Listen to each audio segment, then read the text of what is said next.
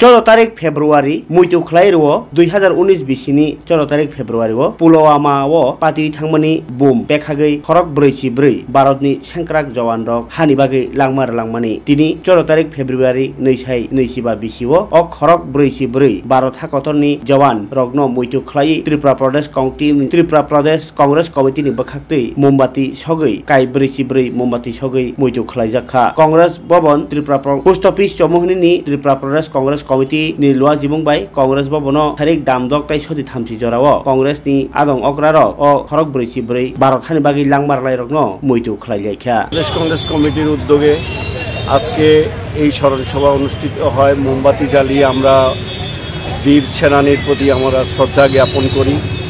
2019 সালের 14 ফেব্রুয়ারি কাশ্মীরের পুলওয়ামাতে আমাদের দেশের সিআরপিএফ এর 44 জন সরকারিভাবে 44 জন সৈনিক সেদিন আততায়ীর বিস্ফোরণে নিহত হয়েছিলেন এবং বেসরকারিভাবে প্রায় 70 জন সিআরপিএফ জওয়ান সেদিন নিহত হয়েছিলেন।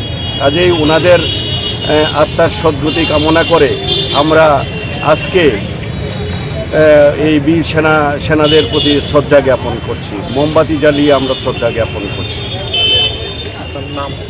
আমার নাম নিরঞ্জন দাস, ত্রিপুরা প্রদেশ কংগ্রেস কমিটির সদস্য।